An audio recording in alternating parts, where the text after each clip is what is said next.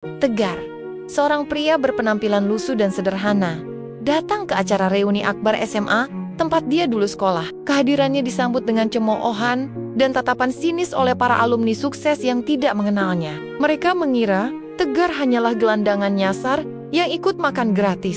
Namun tak ada yang tahu, Tegar menyimpan rahasia besar.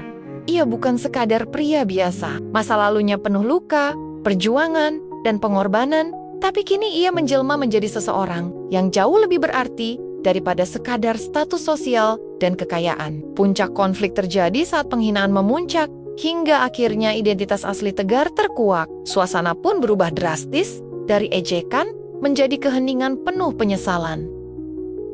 Terlipat beberapa kali, kusut dan sedikit sobek di ujungnya. Warnanya putih mengilap, dihiasi logo sekolah yang dulu rasanya tak ingin Tegar lihat lagi. Di bagian atas, tulisan Reuni Akbar SMA Nusantara Angkatan 2005, tercetak tebal dengan tinta emas. Di bawahnya, waktu dan tempat tertulis jelas. Sabtu 27 Juni, Ballroom Hotel Arjuna, pukul 19 WIB.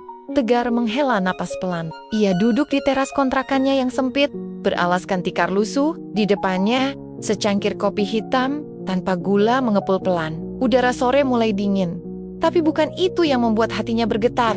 Undangan itu terlalu asing dan terlalu mengusik luka lama. Ngapain juga mereka ngundang gue? Gumamnya lirih, hampir tak terdengar. Ia tahu, undangan seperti itu bukan untuk orang sepertinya. Apalagi yang masih hidup papason, berpakaian seadanya, dan lebih sering dianggap tak ada oleh dunia Eya, Memon Danji. Undangan itu sekali lagi, mungkin panitia sekadar formalitas, atau mungkin mereka benar-benar ingin mengumpulkan semua angkatan.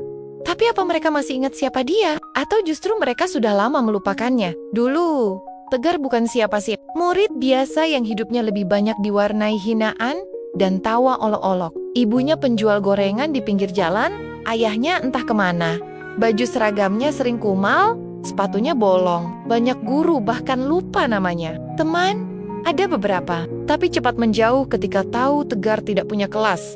Ia masih ingat, suatu hari pernah dihina hanya karena membawa bekal nasi bungkus beralaskan daun pisang, dilemparkan ke tempat sampah oleh teman sekelasnya, yang kini kabarnya jadi pengusaha sukses.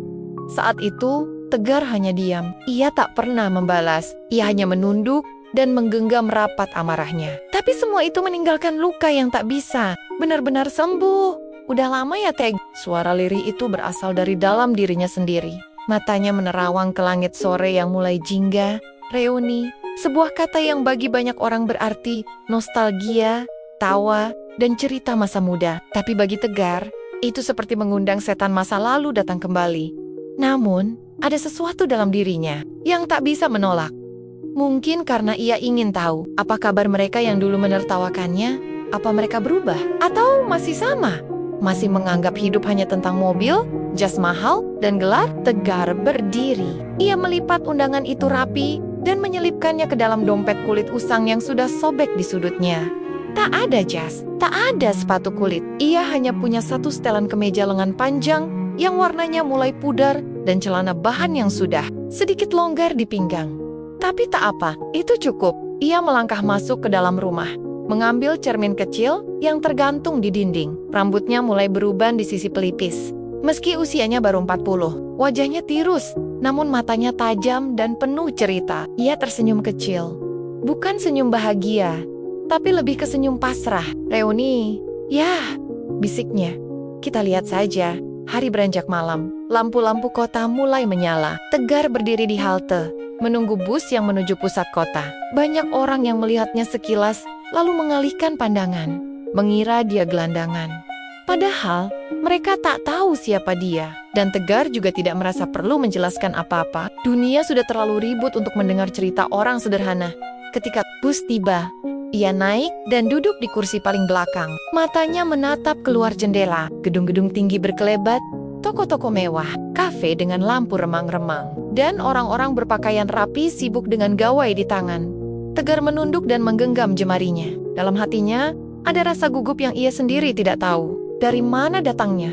Mungkin ini bukan tentang reuni, tapi tentang luka lama yang siap ditampar kembali ke wajahnya. Atau, barangkali, ini adalah saat yang tepat. bukan untuk membalas, tapi untuk menunjukkan bahwa hidup tak selalu berjalan seperti yang mereka pikirkan, bahwa kadang mereka yang dianggap kecil justru menyimpan cerita paling besar. Bus berhenti di depan Hotel Arjuna. Tegar turun, langkahnya pelan tapi mantap. Di depan lobi, deretan mobil mewah berjajar. Orang-orang berseliweran dengan jas dan gaun mahal. Tertawa keras, bersalaman, menyapa nama-nama lama dengan semangat yang dibuat-buat.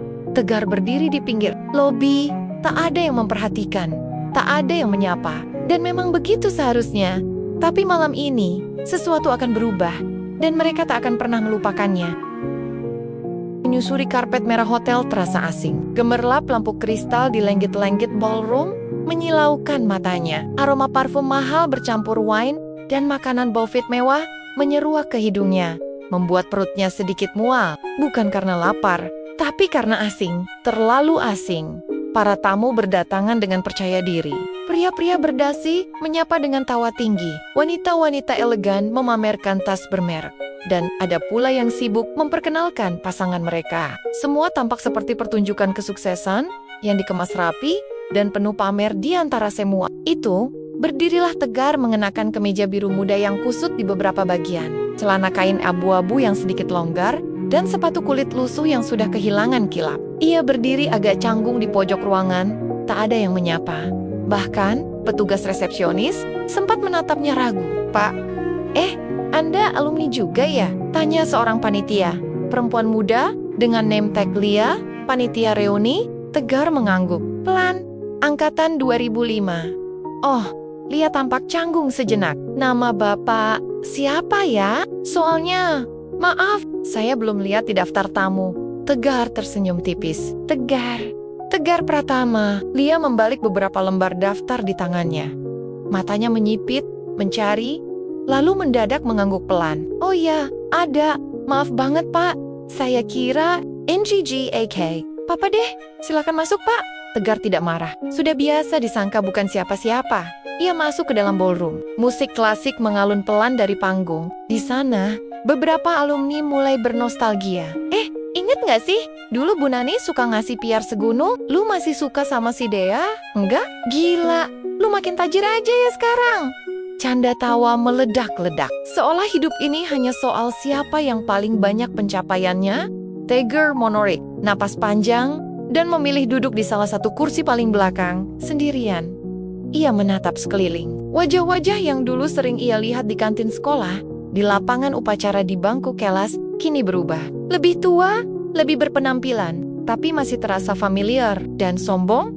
Salah satu mantan teman sekelas, Reno, berjalan melewati tempat duduknya. Reno mengenakan jas hitam elegan, rambut klimes, dan cincin emas mencolok di jari manis. Ia berjalan dengan percaya diri sambil menggandeng wanita muda yang jelas bukan istrinya yang dulu.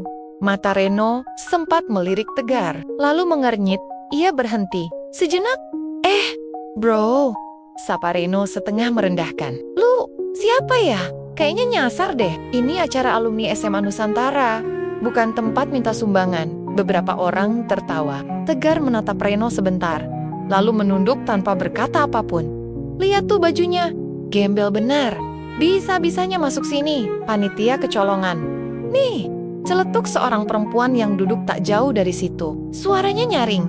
Mengenakan gaun merah menyala, wajah penuh make up. Tegar mengenalnya. Sarah, ratu geng populer zaman SMA, yang dulu tak pernah sekalipun menyapanya. Tawa-tawa sinis mulai menyebar seperti wabah. Bahkan, seorang pelayan sempat ragu mengisi gelas air di meja tempat Tegar duduk. Beberapa alumni saling bisik-bisik, sebagian terang-terangan menunjuk ke arahnya. Ada yang bahkan merekam dengan ponsel, mungkin mengira ini akan jadi bahan bercandaan di grup WhatsApp mereka nanti.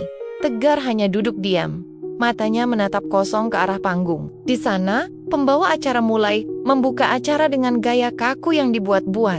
"Selamat malam semua, alumni hebat SMA Nusantara. Senang sekali melihat wajah-wajah sukses malam ini. Ada CEO, dokter, pengacara, pengusaha hebat, dan semua berkumpul untuk mengenang masa-masa indah kita bersama." Indah? Tegar nyaris tertawa. Masa SMA bukan masa indah untuknya. Ia lebih banyak mengingat rasa lapar, tatapan merendahkan, dan suara-suara cemooh yang kini terdengar kembali. Hanya saja dalam versi dewasa. Sementara di sudut ruangan, para alumni masih saling menyapa dan berpamer foto keluarga, jabatan, rumah, dan mobil. Tak satu pun dari mereka menyadari siapa Tegar sebenarnya. Mereka melihat kulit luarnya saja, baju kusut, wajah lelah, dan sepatu tua, dan itu cukup untuk menghakimi. Tegar memejamkan mata sejenak. Ia tidak datang untuk membalas, tidak juga untuk mencari validasi. Tapi ia ingin menunjukkan satu hal, bahwa hidup bukan soal siapa yang paling terlihat, tapi siapa yang paling bertahan. Saat itu, seorang pria tua masuk ke dalam ballroom, mengenakan batik sederhana. Wajahnya ramah dan penuh senyum. Air menuju Tegar dan memeluknya erat. Mas Tegar, saya nggak nyangka Mas datang juga. Alhamdulillah. Semua mata menoleh. Suasana jadi hening sejenak. Pak Darto, bisik seseorang. Pak Darto, mantan guru biologi yang sekarang sudah pensiun, berdiri di samping Tegar dengan bangga. Anak ini, dulu yang paling sering saya belain kalau dibully, tapi sekarang dia yang paling saya banggakan. Tegar hanya menunduk dan tersenyum kecil. Dan sejak saat itu, suasana di dalam ballroom tak lagi sama. Setelah Pak Darto memeluk Tegar dan menyebutnya sebagai murid yang ia banggakan, suasana ruangan sempat menjadi canggung. Beberapa alumni menoleh dengan raut penasaran. Sebagian lainnya malah kembali tertawa pelan, menganggap itu hanya basa-basi. Guru tua yang sedang melankolis, Pak Darto emang suka lebay dari dulu, bisik Sera sambil melirik Tegar dari ujung mata. Ia lalu menyeruput wine merahnya dengan angkuh. Tegar masih tetap duduk di kursinya, wajahnya tenang. Namun jelas ia merasakan aura penolakan di udara. Ia bisa mencium rasa tidak nyaman yang melingkupi para alumni. Bagaimana tidak? Di tengah pesta yang penuh kilau dan kemewahan, ada sosok tidak pantas yang duduk diam membawa kenyataan pahit bahwa tidak semua orang berhasil tampil sempurna. Tak lama kemudian, Mick kembali mengambil alih mikrofon. Baiklah, para alumni hebat, kita akan masuk ke sesi perkenalan singkat. Di sini kita akan menyapa beberapa teman lama, mendengar kabar dan pencapaiannya. Mulai dari meja depan dulu ya. Satu persatu alumni diminta berdiri dan memperkenalkan diri. Semua terdengar seperti brosur promosi. Ada CEO startup, dokter spesialis, pengusaha properti, pemilik restoran franchise, hingga influencer media sosial. Penuh senyum palsu dan kalimat-kalimat pamer yang dibalut dengan rendah hati. Tegar hanya diam. Namanya belum disebut. Tapi itu bukan masalah. Ia memang tak berniat bicara awalnya. Lalu, suara berat seorang pria terdengar dari meja tengah. Kita panggil juga dong yang di pojokan itu, yang bawa aura kemiskinan ke pesta. Kita. Tawa meledak. Satu ruangan tertawa, setengah menahan, setengah sengaja membesarkan suara. Semua mata tertuju ke Tegar. Bro, lu siapa sih sebenarnya? Sahut Reno sambil berjalan ke arah Tegar. Serius deh, dari tadi gue mikir keras. Lu alumni sini, jangan-jangan salah tempat? Tegar menatap Reno. Ia mengenalnya dulu teman, satu kelas, hobi mengejek, dan senang memamerkan sepeda motor barunya yang waktu itu membuat iri banyak siswa. Aku Tegar, jawabnya pelan. Kelas Atipa ketiga. Dulu duduk di belakang, dekat jendela, Reno mengernyit. Tegar? Yang dulu bawa bekal nasi tempe tiap hari? Beberapa alumni tertawa lagi. Yang pernah dicengin karena sepatunya jebol? Sambung yang lain. Tegar yang dulu pernah ketahuan tidur di musola karena rumahnya jauh? Tegar mengangguk perlahan. Ya, mungkin itu aku. Gila, seru Sarah. Lu masih hidup ternyata. Gue kira lu udah kerja di kapal atau jadi op di luar negeri. Tapi, kenapa bisa masuk? Sini ya, undangannya mahal loh. Tegar tersenyum, tidak menjawab. Ia merasa tubuhnya mulai panas, tapi bukan karena marah, melainkan karena campuran emosi yang aneh antara geli, sedih, dan kasihan. Bukan pada dirinya, tapi pada mereka. Reno melipat tangan di dada, menatap Tegar dari kepala hingga kaki. Lu tahu nggak kenapa semua orang kayaknya risih sama lu? Karena lu ganggu estetika acara ini, bro. Ini bukan acara amal. Ini pesta perayaan hidup sukses. Lu udah lihat kaca belum? Celetuk alumni lain dari meja belakang. Baju lu lebih pantas buat jualan koran daripada duduk di sini. Kasihan ya, ujar Sarah sinis. Udah tua, masih miskin, nggak ada yang berubah. Tegar menunduk.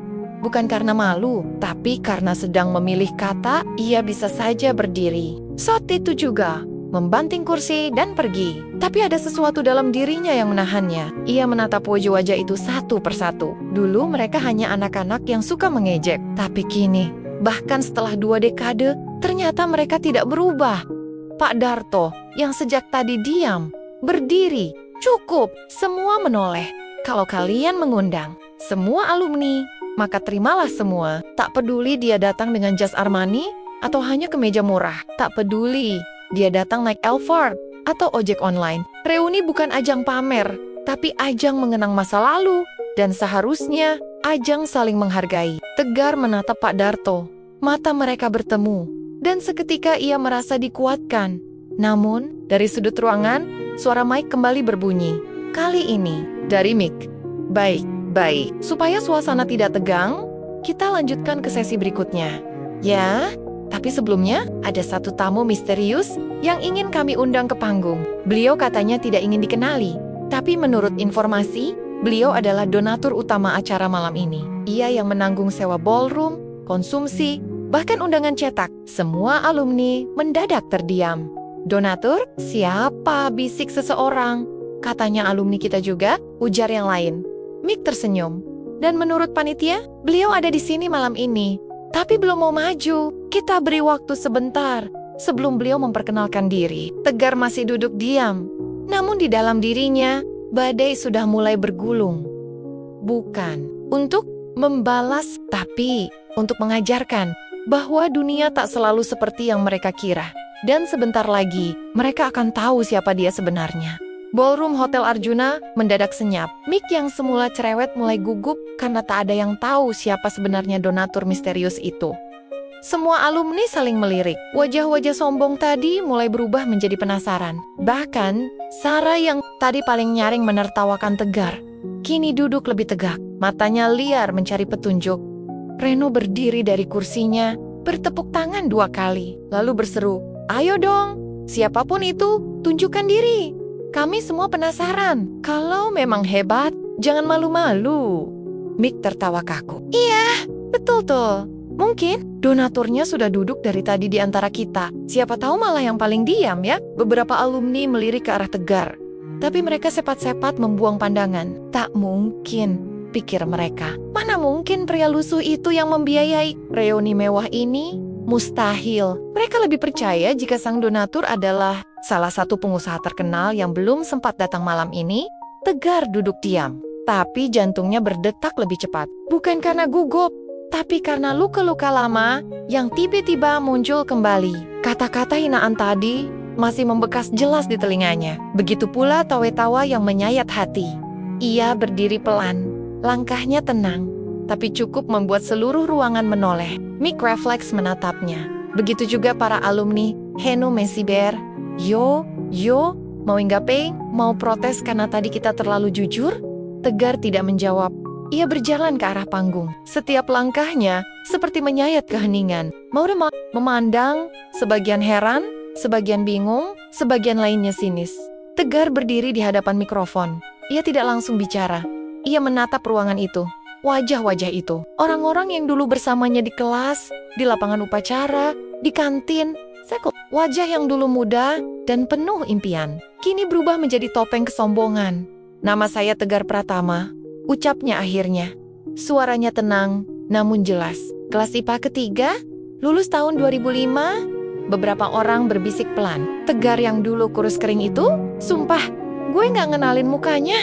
Tegar tersenyum kecil. Saya tahu. Banyak dari kalian gak ingat saya, dan itu wajar, karena saya dulu bukan siapa-siapa. Saya bukan anak ketua yayasan, bukan anak guru, bukan murid berprestasi. Saya cuma anak tukang gorengan yang tiap hari datang ke sekolah dengan sepatu bolong dan bekal sederhana. Beberapa alumni mulai gelisah.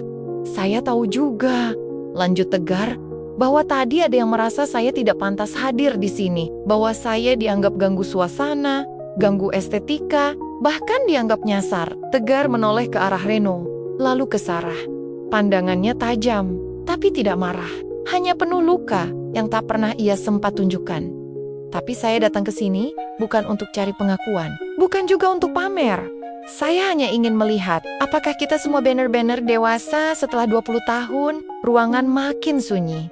Saya dulu memang miskin. Saya pernah tidur di musola sekolah karena tak punya ongkos pulang. Saya pernah dihina karena baju saya kumal. Saya pernah dianggap remeh oleh guru, oleh teman, bahkan oleh satpam sekolah sendiri. Tapi semua itu justru yang membentuk saya. Tegar berhenti sejenak, menatap semua orang. Dari semua hal yang kalian miliki, uang, gelar, jabatan, saya hanya punya satu hal, tekad. Suasana berubah. Tak ada lagi tawa, tak ada lagi yang mengangkat gelas wine. Semua terdiam, terbius oleh kata-kata Tegar. Setelah lulus, saya kerja serabutan, jualan koran, jadi kuli angkut di pelabuhan, bahkan pernah ngamen di stasiun. Tapi saya terus belajar. Saya baca buku bekas yang saya temukan di tempat sampah. Saya ikut lomba menulis. Sampai akhirnya, saya dapat beasiswa ke luar negeri. Bisik-bisik mulai terdengar. Serius? Gue kira dia beneran gembel. Di Eropa, saya sempat jadi buruh sambil kuliah malam. Saya bertahan. Dan sekarang, saya bukan siapa-siapa. Saya bukan selebrit, tapi saya membangun yayasan pendidikan yang sudah membiayai lebih dari 2.000 anak di Indonesia untuk sekolah gratis. Beberapa orang mulai menunduk. Sarah tampak menahan napas. Reno mencengkram kursinya. Dan ya, sayalah orang yang kalian sebut sebagai donatur misterius itu. Boom! Kalimat itu meledak seperti petir di tengah ballroom. Mata semua orang melebar. Beberapa menggenggam mulut mereka. McTampak Siak, Lia, panitia, hanya berdiri terpaku sambil menatapnya dengan mata berkaca-kaca. Tegar menarik napas pelan. Tidak perlu berterima kasih. Saya tidak lakukan ini untuk pengakuan. Tapi saya ingin kalian tahu bahwa kadang orang yang paling kalian hina justru yang paling banyak memberi. Ia lalu tersenyum tipis. Saya sudah maafkan semuanya. Bahkan sebelum kalian minta maaf, Tegar meletakkan mic perlahan. Dan saat ia turun dari panggung, ballroom itu masih diam. Tak ada yang bergerak, tak ada yang bicara. Karena luka lama, kini berbalik arah. Dan mereka baru sadar, siapa sebenarnya pria lusuh itu. Tegar turun dari panggung dengan langkah perlahan. Tangannya menggenggam ringan, sisi celana yang sudah mulai usang. Tidak ada tepuk tangan, tidak ada ucapan terima kasih. Yang ada hanya kesunyian panjang dan tatapan mata yang berubah drastis. Semua mata yang sebelumnya memandangnya dengan jijik, kini terpaku dengan rasa bersalah dan tak percaya. Di sudut ruangan, Reno berdiri mematung. Tatapan sombongnya kini berubah jadi pandangan kosong. Ia ingin bicara, ingin menyangkal, tapi tenggorokannya tercekat. Sarah duduk terpaku, wajahnya pucat, dan jemarinya menggenggam gelas wine yang kini hanya tinggal setengah. Gemetar. Lia, si panitia yang tadi sempat ragu menerima Tegar, kini berusaha menahan air mata. Ia menatap sosok sederhana itu dengan rasa kagum yang tak terucapkan. Ia sadar, dari ratusan tamu yang datang dengan jas dan gaun mewah malam ini, hanya satu orang yang benar-benar memiliki isi paling kaya. Pak Darto, sang guru pensiunan, mendekati Tegar dan menggenggam tangannya. Mas Tegar, saya bangga sekali. Tegar hanya tersenyum kecil. Terima kasih, Pak. Tapi saya bukan siapa-siapa. Saya hanya seseorang yang memilih untuk tidak membalas dunia dengan cara yang sama. Saat dunia memperlakukan saya dengan buruk, beberapa alumni mulai bangkit dari tempat duduknya. Beberapa ada yang hendak maju, tapi urung. Mungkin karena malu, mungkin karena bingung harus berkata apa. Yang jelas, aura reuni yang awalnya penuh tawa dan kemewahan, kini berubah menjadi ruang perenungan besar-besaran. Mick berdiri kaku di atas panggung, mencoba mengatur suasana. Itu tadi sebuah luar biasa. Terima kasih kepada Mas Tegar Pratama atas kontribusinya dan inspirasi luar biasanya. Ia mencoba bertepuk tangan, berharap tamu ikut menyusul. Beberapa alumni ikut bertepuk, tapi pelan. Seperti orang bingung, karena tepuk tangan itu terasa tak pantas. Dan kosong. Tegar kembali duduk di sudut ruang. Kali ini, semua kursi di sekelilingnya kosong. Tak ada yang berani menatapnya langsung. Bukan karena jijik, tapi karena malu. Banyak dari mereka merasa seperti sedang ditelanjangi bukan secara fisik, tapi secara moral. Karena malam ini, topeng kesuksesan mereka runtuh oleh satu sosok yang mereka ejek sebagai gembel. Lalu, Reno akhirnya berjalan mendekat. Langkahnya ragu, tidak seperti biasanya yang penuh percaya diri. Ia berdiri di depan Tegar dan berdehem pelan. Teg, gue minta maaf. Tegar menoleh, menatap Reno dengan tatapan yang sulit dibaca. Bukan dendam, tapi juga bukan kasih. Untuk apa minta maaf? Tanya Tegar pelan. Reno terdiam karena, ya, lu tahu sendiri, tadi kelewatan. Tegar menarik napas. Dulu waktu kita SMA, kamu juga begitu. Reno menggigit bibir. Ia mengangguk pelan. Iya, tahu. Dan lo mungkin benci gue. Dulu iya, jawab Tegar jujur. Tapi sekarang, enggak. Aku sudah selesai dengan masa lalu, Ren. Kamu harus berdamai dengan diri sendiri. Reno tak sanggup menatap mata Tegar. Ia menunduk dan perlahan mundur, lalu pergi. Mungkin untuk pertama kalinya dalam hidupnya, Reno merasa kalah. Dan kekalahan itu bukan karena bisnis, bukan karena harta, tapi karena hati. Di sisi lain ruangan, Sarah sedang menghapus air matanya diam-diam. Ia tak sanggup menahan rasa malu. Kata-katanya tadi seolah menghantam balik dirinya sendiri. Ia mengingat masa SMA betapa sering ia dan gengnya menertawakan Tegar hanya karena pakaian lusuhnya. Betapa ia bangga menjadi geng elit yang membentuk standar kelas sosial di sekolah kini. Semua itu terasa bodoh. Ia bangkit dari kursinya dan berjalan keluar ballroom. Diam-diam, ia tidak sanggup melihat wajah Tegar lagi. Bukan karena benci, tapi karena rasa malu yang membakar pipinya. Sementara itu, beberapa alumni yang lebih muda mulai mendekati Tegar. Mereka tidak menertawakan. Mereka bertanya, mereka ingin belajar, Mas. Yayasan yang Mas bangun itu masih buka peluang donatur? Tanya seorang pria muda dengan nada tulus. Tegar tersenyum. Yayasan itu milik bersama. Kalau kamu ingin bantu anak-anak belajar, bantu. Tapi jangan jadikan itu untuk cari nama. Pria itu mengangguk, lalu duduk di samping Tegar, menyimak cerita-cerita yang baru dibagikan pria yang semula mereka remehkan. Dan malam itu, suasana reuni berubah total. Tak lagi ada tepuk tangan pamer, tak ada presentasi pencapaian, tak ada canda kosong tentang kekayaan. Yang tersisa hanyalah percakapan jujur, mata yang terbuka, dan hati yang mulai belajar merunduk.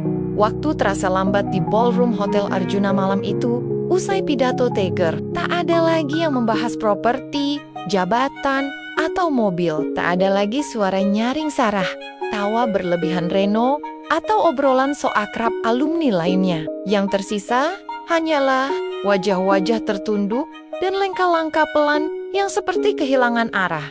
Panitia pun mendadak bingung. Acara yang dirancang megah dan penuh gebiar itu seperti kehilangan panggung. Semua rundown seakan tak lagi relevan setelah kenyataan baru menghantam semua yang hadir. Apa gunanya sesi berbagi sukses kalau mereka semua baru saja dikuliti oleh kenyataan tentang siapa sesungguhnya manusia paling sukses di ruangan itu? Tegar tetap duduk di pojok ruangan. Namun kali ini, orang-orang mulai menghampirinya bukan untuk menghina, tapi untuk menunduk. Beberapa dengan malu-malu mengulurkan tangan. Beberapa hanya menatap dari kejauhan dengan rasa bersalah yang tak sanggup mereka ucapkan.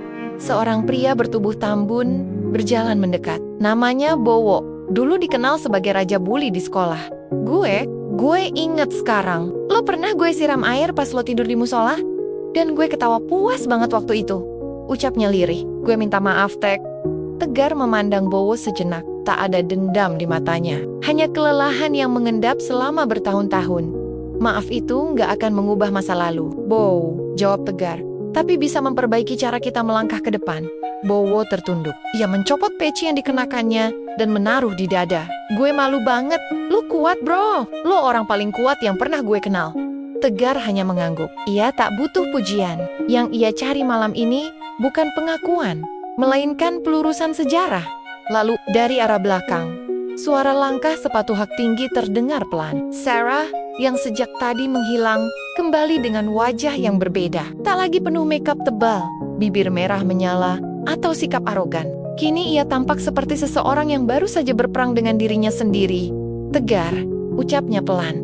Aku malu, bahkan untuk minta maaf pun, aku bingung harus mulai dari mana. Tegar menatapnya. Dalam diam, ia bisa melihat ketulusan yang muncul dari wajah Sarah, wajah yang dulu penuh kesombongan. Kini luluh karena kebenaran. Kamu gak harus berkata apa-apa, ujar Tegar lembut. Kalau kamu sadar, itu sudah cukup. Dunia ini sudah terlalu ramai dengan orang yang tidak pernah sadar apa-apa. Sarah menggigit bibir, menahan tangis. Kamu luar biasa, Tek. Aku baru sadar bahwa ukuran kesuksesan itu bukan seberapa tinggi sepatu yang kita pakai, Tapi seberapa rendah hati kita bisa merunduk? Tegar tersenyum tipis. Kalimat itu sederhana, tapi benar. Saat itu, panitia reuni mengumumkan bahwa acara akan segera ditutup. Mick, yang sejak tadi seperti kehilangan arah, mencoba menyelamatkan suasana dengan membacakan ucapan terima kasih pada semua alumni, sambil terbata menyebut nama Bapak Tegar Pratama sebagai donatur utama acara. Namun sebagian besar hadirin tidak mendengarkan. Mereka terlalu sibuk dengan pikiran dan rasa bersalah sendiri. Sebelum meninggalkan ruangan, Tegar berdiri dan kembali memandang seluruh alumni. "Saya mau bilang satu hal terakhir," ucapnya. Semua langsung diam. "Dulu saya sering bertanya-tanya, kenapa Tuhan memberi saya kehidupan yang begitu sulit? Tapi sekarang saya paham, kalau saya tidak melalui semua itu, mungkin saya juga akan duduk di antara kalian malam ini, penuh ego, tanpa pernah benar-benar belajar apa itu menjadi manusia." Ia menatap mereka satu persatu. Hidup bukan perlombaan, bukan tentang siapa yang punya mobil lebih banyak atau followers lebih banyak, tapi tentang siapa yang bisa tetap jadi manusia di tengah dunia yang terus memaksa kita jadi topeng. Tegar lalu berjalan ke pintu keluar. Tak ada yang menahannya, tak ada yang mencegah, karena semua tahu malam ini bukan tentang mereka. Malam ini adalah milik Tegar, seorang pria yang dulunya diremehkan, dihina, bahkan dipinggirkan. Tapi justru dari keterpinggirannya, ia tumbuh menjadi cermin besar yang memperlihatkan siapa sebenarnya wajah mereka. Dan ketika pintu ballroom tertutup di belakangnya, ruangan itu seperti kehabisan oksigen. Sunyi, berat, dan penuh penyesalan. Di luar hotel, Tegar menatap langit malam Jakarta yang mendung. Ia menarik napas panjang. Angin malam menyapu wajahnya, membawa kenangan masa SMA yang perlahan terurai. Ia tidak menang, tapi juga tidak kalah. Ia hanya kembali untuk memberi pelajaran. Dan kini, saat semua sudah selesai, ia bisa pulang dengan tenang, dengan damai, dengan kepala tegak. Beberapa minggu telah berlalu sejak malam reuni itu. Namun, gema dari peristiwa di ballroom Hotel Arjuna masih terasa kuat di benak para alumni. Banyak dari mereka masih tak habis pikir, bagaimana bisa seseorang yang mereka anggap sebagai tidak penting justru menjadi tokoh yang paling berpengaruh dalam hidup mereka.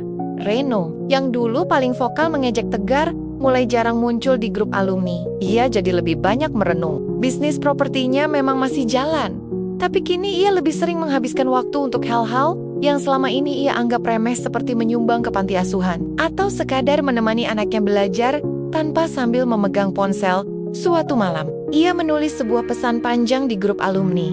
"Gue gak akan lupa malam itu, malam dimana gue ditampar tanpa disentuh. Tegar ngajarin gue satu hal penting, bahwa manusia harus berhenti merasa lebih tinggi dari orang lain. Sebelum hidup sendiri yang bikin kita jatuh." Sarah juga berubah. Ia menghapus sebagian besar unggahan pamer di Instagramnya. Tidak ada lagi foto-foto tas mewah, kafe mahal, atau pesta sosialita. Sebagai gantinya, ia mulai membagikan kutipan tentang introspeksi diri dan menyuarakan isu pendidikan anak jalanan. Bahkan, diam-diam, ia menghubungi yayasan milik Tegar dan menawarkan diri menjadi relawan.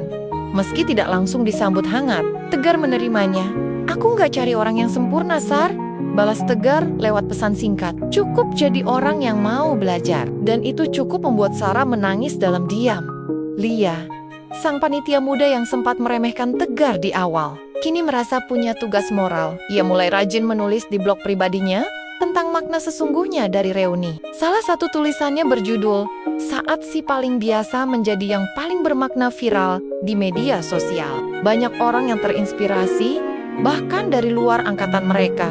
Sedangkan Tegar, ia kembali ke kehidupannya yang sederhana. Rumah kontrakan kecilnya masih sama. Kopi pahit tanpa gula tiap pagi masih menemaninya. Tapi hatinya jauh lebih tenang. Ia tak butuh pengakuan dari orang banyak. Cukup melihat bagaimana satu malam bisa menyadarkan begitu banyak kepala itu, lebih dari cukup baginya. Pagi itu, ia duduk di beranda rumah kecilnya sambil menatap anak-anak kecil yang sedang bermain di lapangan tanah tak jauh dari sana. Di antara mereka adalah anak-anak penerima beasiswa dari yayasannya. Mereka datang dari latar belakang yang sama dengannya, dulu tanpa sepatu bagus, tanpa tas bermerek, tapi dengan semangat belajar yang menyala. Tegar tersenyum. Ia mengenali diri kecilnya pada anak-anak itu. Dulu ia pernah berjalan di jalur yang sama sunyi, berat, dan penuh batu. Tapi sekarang, ia ingin menjadi orang yang membersihkan sebagian jalan itu, agar mereka tidak terlalu banyak tersandung seperti dirinya dulu. Ponselnya berbunyi. Sebuah pesan masuk dari nomor tak dikenal. Mas Tegar, saya Rio. Dulu kita sekelas, tapi saya nggak banyak bicara sama Mas. Saya cuma mau bilang, malam itu Mas buka mata saya. Saya baru sadar, kesuksesan itu bukan buat dipamerin, tapi buat dimanfaatin. Kalau Mas butuh tenaga untuk proyek apapun, saya siap bantu. Gratis! Dari hati saya. Tegar membaca pesan itu sambil menghela napas panjang. Ia tidak mengenal Rio terlalu dekat, tapi ia tahu malam itu mengubah banyak hal. Dan malam itu pula, untuk pertama kalinya dalam hidup, Tegar merasa perjuangannya selama ini tidak sia-sia. Ia memandang langit biru yang bersih. Tak ada awan gelap, hanya udara pagi yang segar dan tenang. Tak ada glamor, tak ada sorotan, tapi ada damai yang merayap di dadanya. Tegar tahu, hidupnya mungkin tak akan pernah masuk berita utama. Namanya mungkin tak akan menghiasi sampul majalah bisnis. Tapi ia juga tahu satu hal. Ia telah meninggalkan jejak di hati orang-orang yang dulu pernah mencibir, dan kini sedang belajar untuk menjadi lebih baik. Mereka yang dulu menertawakannya, kini diam-diam menjadikannya teladan.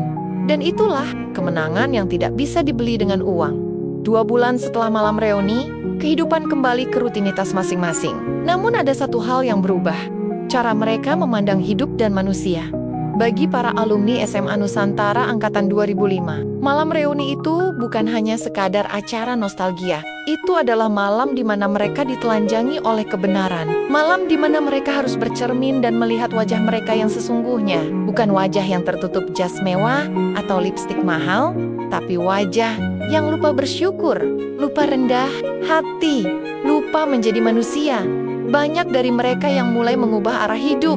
Reno, sang pebisnis properti, kini membuka program beasiswa kecil di perusahaannya, khusus untuk anak-anak dari keluarga buruh dan petani. Ia bahkan mengundang Tegar untuk menjadi pembicara di seminar internal perusahaannya. Tak lagi dengan gaya tinggi, tapi dengan sikap seperti murid yang ingin belajar, Sarah mulai rajin datang ke posko Yayasan Tegar.